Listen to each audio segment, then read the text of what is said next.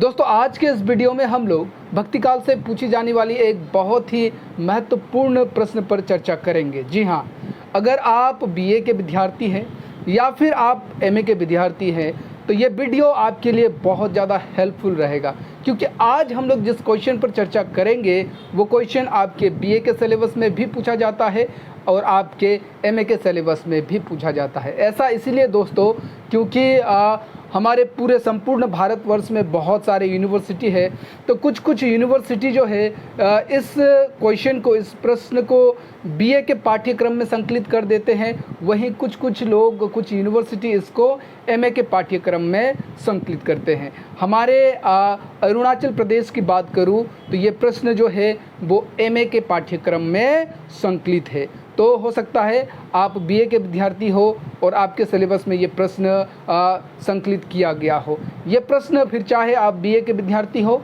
MA के विद्यार्थी हो, इस प्रश्न से आपको परिचित होना ही है, क्योंकि ये प्रश्न आपके भविष्य में अवश्य पूछी जाएगी और ये बहुत ही आपको काम आने वाली है। जी हाँ, मैं बात कर रहा हूँ भक्ति आंदोलन का उद्भव और विकास। भक्ति काल पर तो हम लोग बहुत चर्चा कर चुके हैं, भक्ति काल से तो आप सब अवगत ही होंगे, लेकिन ये जो भक्ति आंदोलन है, वाई एराइजिंग भक्ति आंदोलन इन इंडिया, भारत में ये भक्ति आंदोलन जो है वो इसका प्रारंभ क्यों हुआ था, कहाँ से हुआ था, कैसे हुआ था, ये एक अपने आप में बहुत बड़ा प्रश्न है और ये प्रश्न जो है वो परीक्षकों का बहुत ही चहिता प्रश्न है। तो अगर भक्ति काल आपके पाठ्यक्रम में संकलित है, भक्ति आंदोलन का उद्भव और विकास अगर आपके पाठ्यक्रम में संकलित है, तो ये वीडियो आपके लिए बहुत ज़्यादा महत्वपूर्ण है, क्योंकि आज आप मेरे साथ अगर भक्ति आंदोलन का उद्भव और विकास के इस वीडियो को संपूर्ण देख लेंगे तो आपको मैं दावा कर सकता हूँ दूसरा वीडियो देखने की एक तो आवश्यकता नहीं होगी, और मैं आपको वीडियो में भक्ति आंदोलन का उद्भव और विकास समझाने के साथ साथ इसका बहुत ही ऑथेंटिक नोट्स भी प्रोवाइड कराऊंगा। अगर आप इस तरह से नोट्स बनाकर परीक्षा में लिख कर आएंगे तो जितने भी अंकों का प्रश्न क्यों ना हो, आपको निश्चित रूप से संपूर्ण अंक जो है वो मिलेगा। तो चलिए बिना किसी विलंब के आज के इस विषय को शुरू करते हैं। विषय को शुरू करने से पहले नमस्कार दोस्तों, दिस इज सागर विश्वकर्मा और आप सभी का मेरे way to learning SB channel में बहुत स्वागत है। तो सबसे पहले प्रश्न पर चर्चा करने से पूर्व सबसे पहले समझिए ये भक्ति क्या है, व्हाट इज़ भक्ति। दोस्तों भक्ति शब्द की व्युत्पत्ति जो है वो भज धातु से बनी है और भज का सामान्य अर्थ होता है सेवा करना, अर्थात सेवा करना ही भक्ति है। क्या है? सेवा करना ही भक्ति है। अब यहाँ सवाल ये उठता है कि सेवा किसकी। देखिए सेवा किसी की भी हो सकती है, ऐसा नहीं है कि केवल ईश्वर की सेवा करना ही भक्ति है, ऐसा नहीं है। हो सकता है आप एक देशभक्त हों, आप देश की सेवा करते हैं तो आप में देशभक्ति है। आप अपने माता पिता की सेवा करते हैं तो आप में मातृभक्ति, पितृभक्ति है। उसी तरह अगर आप ईश्वर की पूजा करते हैं, ईश्वर की सेवा करते हैं तो आप में ईश्वर की भक्ति है। तो यहाँ अपने आराध्य की, अपने स्वामी की, अपने माता पिता की, अपने देश की, किसी के भी सेवा करना वही भक्ति है। दरअसल ये भक्ति जो है वो समर्पण या फिर श्रद्धा से उत्पन्न होती है। हमारे पुराणों में भी भक्ति की चर्चा हुई है। जी हाँ, नवदा भक्ति की चर्चा होती है, 9 प्रकार की भक्ति बताई गई है। आपने रामायण या रामचरितमानस पढ़ा होगा, जिसमें प्रभु राम जो है वो सबरी को नवदा भक्ति के बारे में बताते हैं कि 9 प्रकार की भक्ति होती है और वो 9 प्रकार की भक्ति जो है वो किस किस तरह से की जा सकती है। अब भक्ति को समझ लिया आपने, अब समझिए आंदोलन। आंदोलन क्या है? देखिए किसी भी, अब समझिए आंदोलन क्या है। किसी भी खास चीज़ की मांग के लिए मनुष्य का पूरा एक वर्ग बनना, भीड़ बनना और उस चीज़ की मांग करना, यही आंदोलन है और जिसे अंग्रेजी में मूवमेंट कहा जाता है। तो अब यहाँ मिलाकर क्या हुआ? भक्ति आंदोलन मतलब ईश्वर के प्रति या फिर देश के प्रति भक्ति की आशा रखना, भक्ति की मांग करना, यही भक्ति आंदोलन है। भक्तिकालीन रचनाकारों द्वारा समाज से, जनता से ईश्वर के प्रति, देश के प्रति सेवा भाव, समर्पण भाव की मांग करना ही भक्ति आंदोलन है। ठीक है, तो उम्मीद करता हूँ आपको ये समझ में आया होगा। अब भारतवर्ष में भक्ति आंदोलन जो है वो किस तरह से प्रारंभ हुआ, इसके पीछे अनेक विद्वान अपनी अपनी मत प्रकट करते हैं, अपनी अपनी राय देते हैं। कुछ विद्वानों का कुछ और कहना है तो कुछ विद्वानों का कुछ और ही कहना है।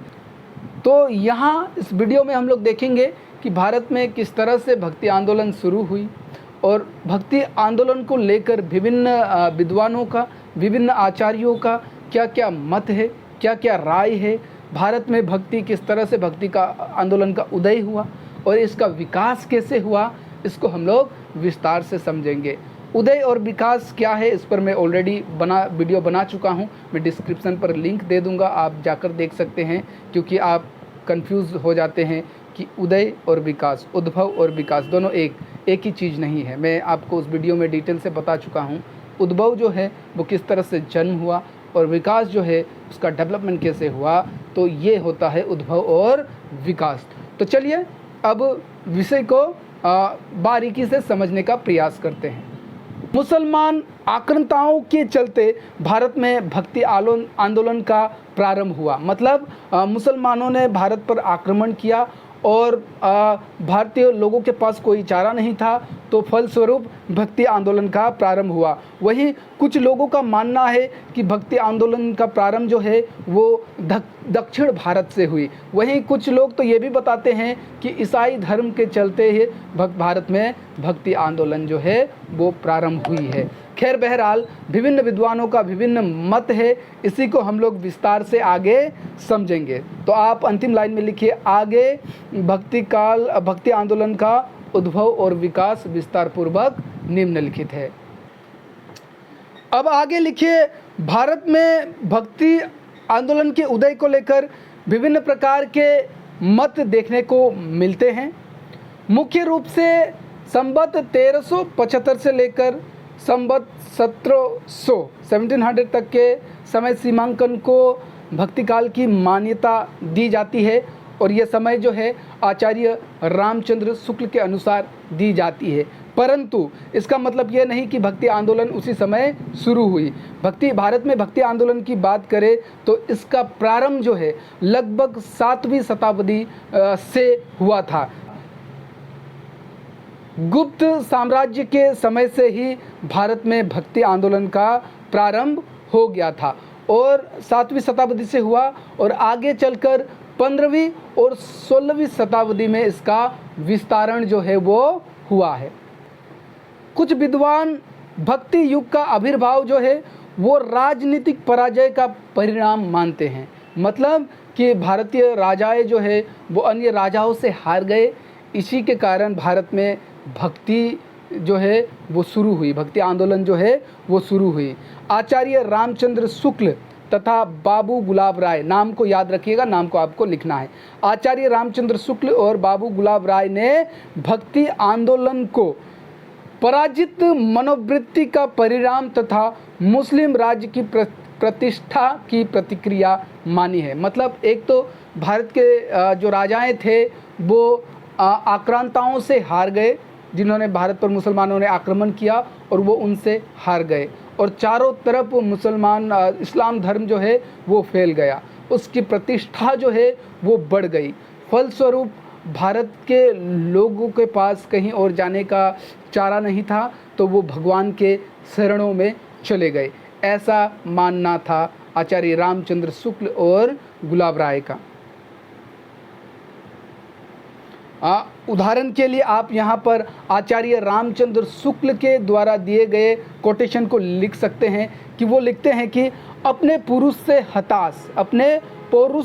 हताश जाति के लिए भगवान की शक्ति और करुणा की ओर ध्यान ले जाने के अतिरिक्त दूसरा कोई मार्ग ही क्या था। मतलब भगवान के चरणों में जाने के अतिरिक्त उनके पास कोई और मार्ग ही नहीं बचा, इसलिए वो भगवान के चरणों में चले गए और पूरे भारत में भक्ति आंदोलन का प्रारंभ हुआ। कुछ पाश्चात्य विद्वानों ने जैसे ग्रियर्सन, कीथ, वेबर, विल्सन आदि ने तो भक्ति आंदोलन के पीछे का कारण जो है वो ईसाई धर्म को बता दिया।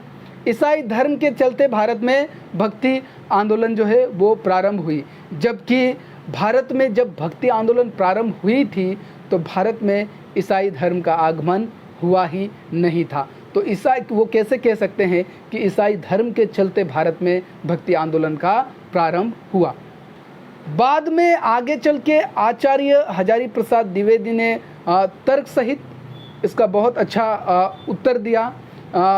अपने पूर्ववर्ती अपने पहले के आचार्यों के मत का खंडन करते हुए, पाश्चात्य आचार्यों के मतों का खंडन करते हुए वो तर्क सहित कहते हैं कि भारत में ये जो भक्ति आंदोलन का प्रारंभ हुआ वो हारी हुई मनोवृत्ति के कारण नहीं है, ना ही मुस्लिम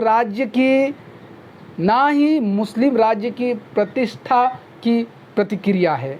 ठीक है, तो इसको वो साफ इनकार करते हैं। यहाँ पर उनके द्वारा दी गई कोटेशन को उदाहरण सहित आप कोटेट कर सकते हैं, लिख सकते हैं। वो कहते हैं कि मुसलमान जो है वो भारत पर आए थे, लेकिन वो उत्तर भारत से आए थे। तो मुसलमान उत्तर भारत में मंदिर तोड़ रहे थे, जबकि भक्ति आंदोलन का प्रारंभ जो है वो दक्षिण भारत से होता है। ठीक है, मुसलमान जो है वो उत्तर भारत से आए थे, ठीक है, नॉर्थ से आए थे, जबकि भक्ति आंदोलन का प्रारंभ जो है वो साउथ इंडिया से होती है। ठीक है, दक्षिण भारत की ओर से होती है। फिर वो आगे कहते हैं, यदि मुसलमान के अत्याचार से भक्ति की भावधारा उमड़ी होती तो पहले उसे सिंध में होना चाहिए था, फिर उत्तर भारत में प्रकट होना चाहिए था, पर हुई दक्षिण में। अगर मुसलमानों के आक्रमण से उनकी मुस्लिम प्रतिष्ठा की प्रक्रिया से हुई होती तो सिंध में, उत्तर भारत में हुई होती ये, लेकिन जबकि भक्ति आंदोलन का प्रारंभ जो है वो दक्षिण भारत से हुई। और वैसे भी सभी मुसलमान शासक जो है वो अन्यायी या फिर अत्याचारी नहीं थे। मतलब हर मुसलमान शासक जो है वो भारतीय या फिर हिंदू धर्म के खिलाफ नहीं थे। बहुत से ऐसे शासक थे जिनके शासन के अंदर, ठीक है, हिंदू धर्म को, कला को भी बढ़ावा मिला है, प्रोत्साहन मिला है। और वो आगे कहते हैं कि हमें यह भी नहीं भूलना होगा कि भक्ति एक परमोच्च साधना है, साधना का फल है, जिसके लिए परम शांत वातावरण की आवश्यकता, अनिवार्यता होती है। ठीक है, भक्ति के लिए एक शांत वातावरण चाहिए होता है, ना कि ये संघर्षमय वातावरण की आवश्यकता होती है। इसके लिए संघर्षमय वातावरण अपेक्षित नहीं है और ना ही यह हारी मनोवृत्ति की ही उपज है। इनका स्टेटमेंट बहुत लंबा है, यहाँ पे मैंने थोड़ा छोटा लिख दिया, थोड़ा शॉर्ट करके लिख दिया। इतना अगर आप आपके परीक्षा में याद करके देखिए, स्टेटमेंट को आपको जैसा ज्यों का त्यों लिखना होता है, तो मैं आपसे यही रिक्वेस्ट करूंगा, इस स्टेटमेंट को आप लोग रट्टा मार लीजिए। कभी कभी रट्टू तोता बनना भी आवश्यक होता है, तो आप लोग इसको ज्यों का त्यों लिख दीजिए। ये बहुत ज़्यादा इफ़ेक्टिव वाला स्टेटमेंट है, ठीक है, क्योंकि सही मायनों में भक्ति आंदोलन का प्रारंभ जो है वो दक्षिण भारत से हुई थी। अब वो कैसे हुई थी आगे देखिए। अतः यहाँ हम यह कह सकते हैं कि भक्ति आंदोलन की शुरुआत सबसे पहले कहाँ हुई थी? दक्षिण भारत में, वो भी 8वीं शताब्दी में हुई थी। ठीक है, और भक्ति आंदोलन को प्रारंभ करने का श्रेय जो है आचार्य शंकराचार्य जी को जाता है। आचार्य आगे कहने की जरूरत नहीं है, पीछे लगा हुआ ही है शंकराचार्य। ठीक है, तो शंकराचार्य जी को जाता है। उस समय हिंदू धर्म में अनेक प्रकार की कुरीतियाँ, आडंबर, पाखंड, अंधविश्वास, दिखावा, छलावा, ये सब चल रहा था। तो हिंदू धर्म से इन सब को खात्मा करने के लिए, ठीक है, भक्ति आंदोलन का प्रारंभ होता है। और इन सब को खत्म करने के दृष्टि से शंकराचार्य जो है अद्वैतवाद सिद्धांत की स्थापना करते हैं। अद्वैतवाद सिद्धांत की स्थापना करते हैं। अद्वैतवाद से तात्पर्य है कि ब्रह्म ही सत्य है, ईश्वर ही सत्य है। तो अद्वैतवाद सिद्धांत की स्थापना करते हैं। आगे अलवार और नेनार संतों ने इसका विस्तार किया। ठीक है, भक्ति आंदोलन का श्रेय जो है शंकराचार्य को जाता है, और अलवार और नेनार संत जो है वो संपूर्ण भारत में फैल गए, और संपूर्ण भारत में फैलकर उन्होंने भक्ति का उपदेश दिया। ठीक है, तो इसका विस्तारण का श्रेय किसे जाता है? अलवार और नेनार संत को जाता है। अलवार संत जो है वो भगवान विष्णु की बात करते हैं, वो भगवान विष्णु का उपदेश देते हैं, वो अवतारवाद पर विश्वास रखते हैं। वहीं नेनार संत जो है वो शिव भगवान की उपदेश देते हैं। तो यहाँ पर अलवारों की संख्या जो है वो 12 बताई जाती है कि 12 अलवार संत हुए जो भारत के अलग अलग क्षेत्र में जाके उन्होंने विष्णु भगवान के ऊपर उपदेश दिया। वही नेनार संतों की बात करें तो नेनार संतों की संख्या जो है वो 63 बताई जाती है। ठीक है, तो 63 नेनार संत हुए जो भारत के विभिन्न क्षेत्रों में गए और भगवान शिव को लेकर उन्होंने उपदेश दिया। तो इस तरह से पूरे भारत में भक्ति आंदोलन जो है उसका फैलाव जो है वो होता है।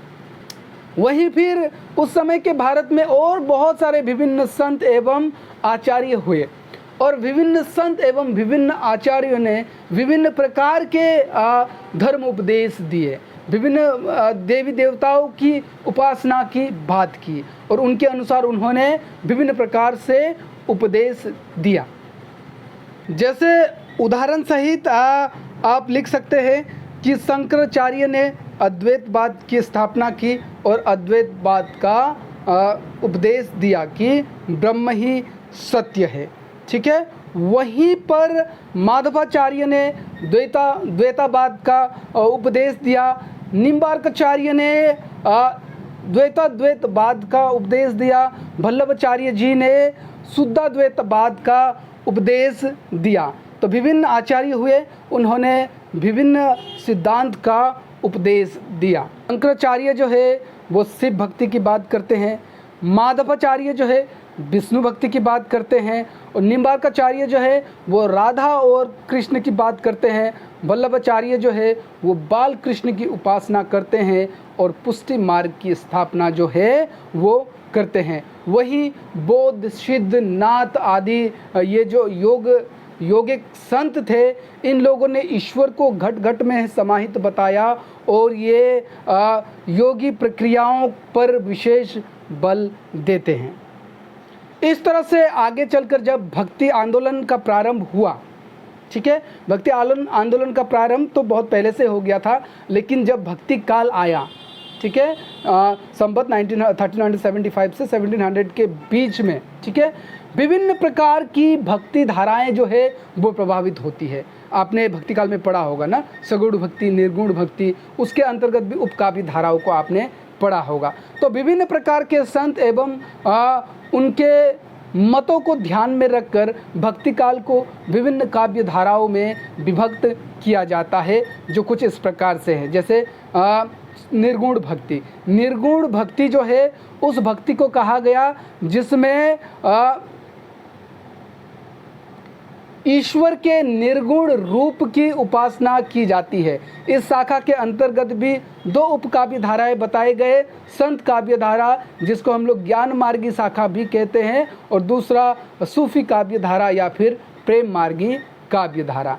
संत मार्गी काव्य धारा की बात करें तो इसके प्रमुख रचनाकार जो है वो रामानंद, कबीरदास, दादू दयाल, गुरु नानक, नामदेव इत्यादि हैं।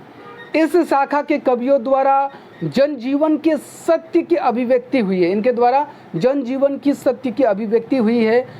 इन कवियों का निजी अनुभूतियों पर विश्वास था, निर्गुण ईश्वर पर विश्वास रख के उन्होंने उसका गुणगान किया, और ये अवतारवाद, जाति पाति, आडंबर आदि पर विश्वास नहीं रखते थे, इसका कट्टरता के साथ में विरोध करते थे। वहीं सूफी या फिर प्रेम मार्गी काव्य धारा की बात करें तो इसके प्रमुख रचनाकार आपके मलिक मोहम्मद जायसी, मुल्ला दाऊद, कुतुबन आदि इसके प्रमुख रचनाकार हैं। सूफी संत जो है वे एकेश्वर वाद में विश्वास रखते थे, एक ही ईश्वर में विश्वास रखते थे। उनका मानना था कि ईश्वर जो है वो एक है और सभी कुछ ईश्वर में ही है। सूफी संत ईश्वर को प्रियतमा मानते थे और प्रेमी की तरह अपना सब कुछ न्यौछावर कर देते थे। आपने पद्मावती कविता तो देखी होगी ना, मलिक मोहम्मद जायसी की। उसमें ये जो पद्मावती है इसमें रहस्यवाद है, इसको वो लोग ईश्वर का रूप बताते हैं, ठीक है। और भक्त भी है, दो प्रकार के हैं। एक जो है आपका राजा रत्नसेन, वो ईश्वर का सच्चा भक्ति है इसलिए ईश्वर को पा लेता है। वहीं दूसरा भक्त जो है दिखावा करता है, छलावा करता है, जो कि आपका अलाउद्दीन खिलजी है, तो वो ईश्वर की प्राप्ति नहीं कर पाता है। तो यहाँ पर प्रेम को उदाहरण देते हुए वो ईश्वर आत्मा परमात्मा की मिलन की बात करते हैं, ठीक है। तो वो ईश्वर को प्रियतमा मानकर एक निष्ठा के साथ में खुद को एक प्रेमी मानकर उसकी उपासना करते हैं। सूफी संत भौतिक सुख सुविधाओं से दूर रहते हैं, उस पर विश्वास नहीं करते। ये मानव प्रेम भाईचारे पर अधिक बल देते हैं। अब सगुण भक्ति की बात करते हैं, जहाँ निर्गुण भक्ति के कवि जो है वो मूर्ति पूजा पर विश्वास नहीं करते हैं, निराकार ब्रह्म की उपासना करते हैं। वही सगुण भक्ति वाले जो संत है, जो कवि हैं, जो रचनाकार है, ये मूर्ति पूजा पर विश्वास रखते हैं, ये अवतारवाद पर विश्वास रखते हैं, ठीक है। तो सगुण भक्ति के अंतर्गत में भी दो उपकाव्य धाराएं हमें देखने को मिलती है, एक राम भक्ति, दूसरा कृष्ण भक्ति। राम भक्ति की बात करें तो इसके प्रमुख जो रचनाकार हैं वो तुलसीदास, अग्रदास, नरेश मेहता, नाभादास इत्यादि है। इन्होंने राम को आधार बनाकर समाज में उपदेश दिया और समाज में राम राज्य स्थापित करने का इन्होंने उपदेश दिया, संदेश दिया कि समाज का राजा जो है, ठीक है, जो राजा जो है वो राम की तरह होना चाहिए, ठीक है। राम पुरुषों में सबसे उत्तम था, पुरुषोत्तम थे, शील शक्ति सौंदर्य से परिपूर्ण थे। तो ऐसी राजा की परिकल्पना जो है इन कवियों ने की है। वहीं कृष्ण भक्ति की बात करें तो इसके प्रमुख रचनाकार विद्यापति, सूरदास, परमानंद दास, कुंभन दास, रसखान, रेदास, मीरा इत्यादि है। इन्होंने कृष्ण को आधार बनाकर समाज में उपदेश दिया है, ठीक है। कृष्ण को आधार बनाया कि कृष्ण जो थे वो अत्याचार को सहते नहीं थे, अधिक अत्याचार करने पर उसका प्रतिशोध भी लेना चाहिए, इस पर कृष्ण विश्वास रखते थे। तो कृष्ण को आधार बनाकर इन्होंने समाज पर उपदेश दिया, प्रेम का उपदेश दिया, एक सुव्यवस्थित समाज बनाने का उपदेश दिया और बहुत सारे उपदेश दिए, ठीक है। खास करके कृष्ण के बाल क्रीड़ाओं का उपदेश इन्होंने दिया, कृष्ण के बाल सौंदर्य का इन्होंने उपदेश दिया। तो यहाँ हम कह सकते हैं कि किस तरह से भारत में भक्ति आंदोलन जो है वो दक्षिण भारत से प्रारंभ हुई और अलवार और नैनार संतों के चलते ये संपूर्ण भारत में फैल गया और विभिन्न प्रकार के भक्ति का उपदेश जो है विभिन्न आचार्यों ने, विभिन्न संतों ने दिया। और मुख्य रूप से जब भक्ति काल आया तो भक्ति काल में इन विभिन्न प्रकार के मतों को लेकर विभिन्न काव्य धाराएं जो है वो प्रभावित हुई और विभिन्न कवियों ने अपने अपने तरीके से समाज में भक्ति का उपदेश दिया।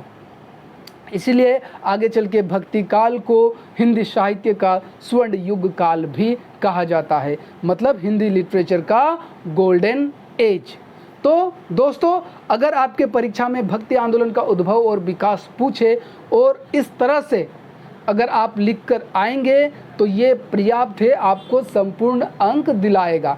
उम्मीद करता हूँ ये आपको समझ में आया होगा। यहाँ मैं मोबाइल पर देख कर आपको बता रहा था, तो कुछ महापुरुष कमेंट कर सकते हैं कि सर आप तो देख कर बता रहे हैं। तो मैं उनको बताना चाहूँगा कि मेरे भाई, भले ही मैं देख कर बता रहा हूँ, लेकिन ये जो नोट्स मैं आपको दे रहा हूँ, ये नोट्स जो है मैंने 2-4 पुस्तकों से पढ़कर खुद से बनाया है। ये मेरे खुद के द्वारा बनाया गया नोट्स है, अब कहीं भी ढूंढ लीजिएगा। इस तरह से आपको भक्ति काल का उद्भव और भक्ति आंदोलन का उद्भव और विकास जो है वो नहीं मिलेगा। ये मेरी स्वरचित है, मैंने देखकर इसीलिए आपको बताया ताकि वीडियो जो है अधिक लंबा ना हो, जल्द से जल्द मैं विषय को समाप्त कर सकूं। ठीक है, तो उम्मीद करता हूं आपको समझ में आया होगा।